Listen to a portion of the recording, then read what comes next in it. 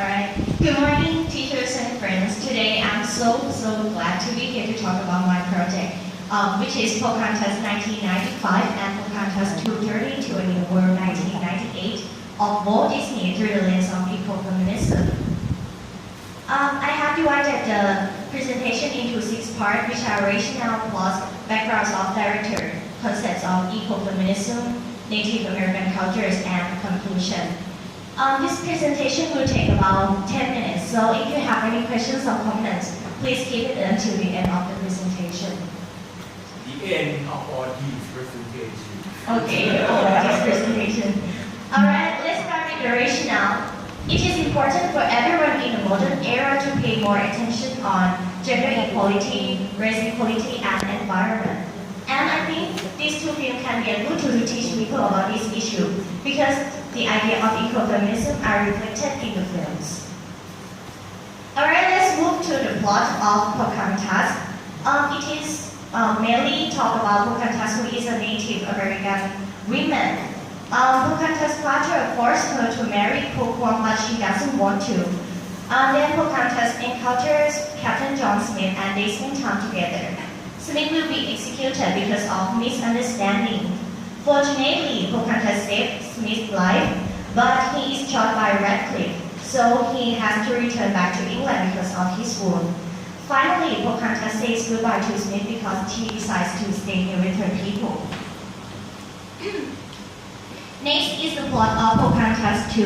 It is still mainly talk about Pocahontas, but the story mostly takes place in England because she has to go to England for the negotiation. John Road is sent to Virginia to invite Chief Powhatan to King James for negotiations, but Pocahontas volunteers to go instead of her father. In England, Radcliffe invites Pocahontas to the ball, and Pocahontas was arrested. Smith and Road help Pocahontas to escape. She wants to stop the ship which heading to her land for a war, and finally, Radcliffe is arrested. Pocahontas says goodbye to Smith again because she finally chooses Road, and Pocahontas and Rob are together in the end. Next, I'm going to talk about the backgrounds of directors which influenced the film in terms of ecofeminism.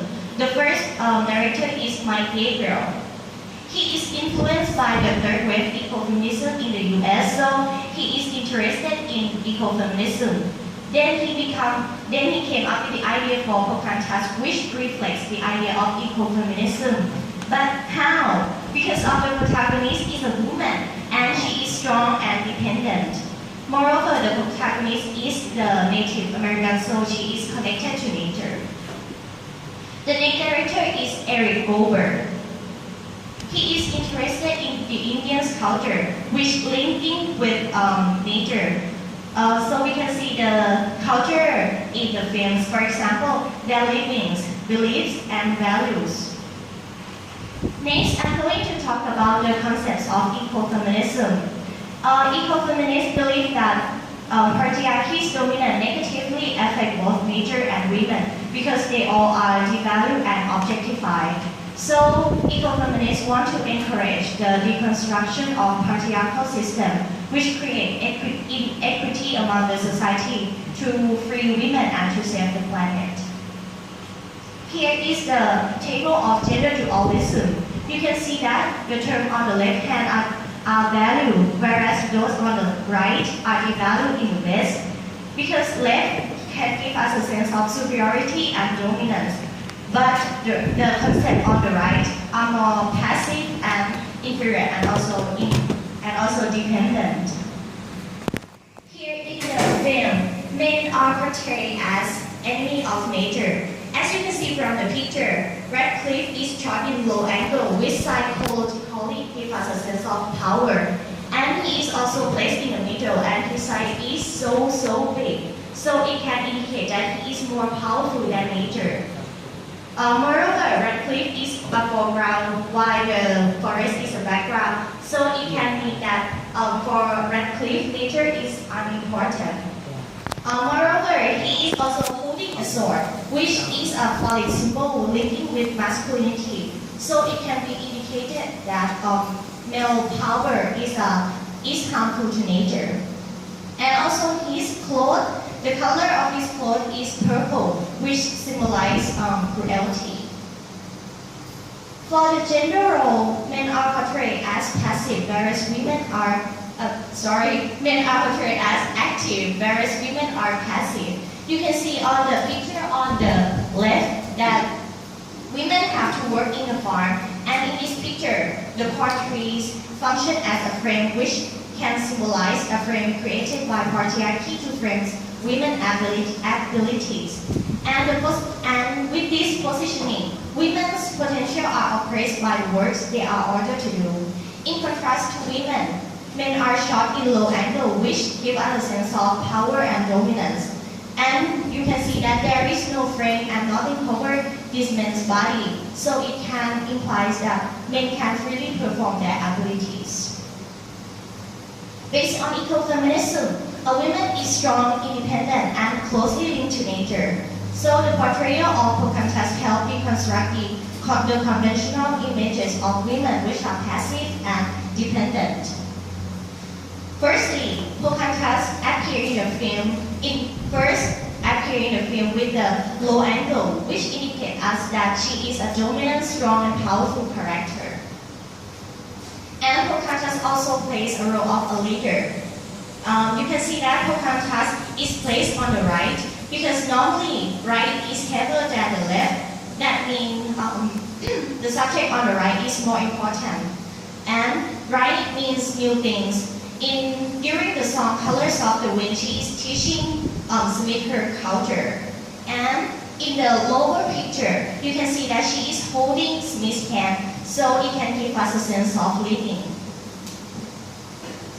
Next, Kornkanok is confident in her potentials. In Kornkanok 2, Rolf tells her that going to England is a matter of diplomacy, and Kornkanok as a woman cannot handle a job like this. However, she does not let Rolf look down on her, so she insists on going and tells her father that she can do this. Moreover, Kornkanok is closely connected to nature. Firstly, she always turns to nature when she feels uncomfortable. For example, when she needs advice, she goes to Grandma Willow, and she runs into the wood to relieve her stress. And second, the spirit of nature, for example, the spirit of the wind, influence her decision. And she always follows the instructions of Grandma Willow. And the spirit of the wind suggests her to save Smith and also leads her the way. Next, I'm going to talk about the culture of the Native American, which reflect the idea of ecofeminism. Firstly, they believe that everything has life and nature is a living thing. For example, during the song Colors of the Wind, it is illustrated that every rock and tree and creature has a life, has a spirit, and has a name. Next, they believe that all truth can be found in nature because nature serves as a teacher who can give some advice and a life lesson. For example, a weeping willow tree who always gives advices and gives comfort to Kornkanok.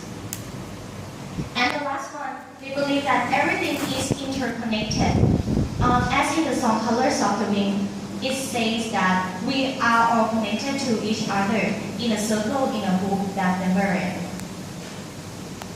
So this brings us to the end of my presentation. To sum up, the portrayal of the character can present gender inequality between men and women because men are often portrayed as active and superior, while women are portrayed as passive and inferior to men.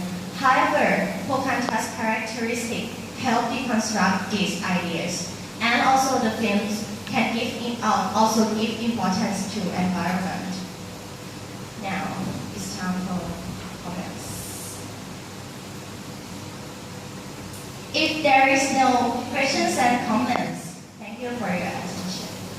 Thank you.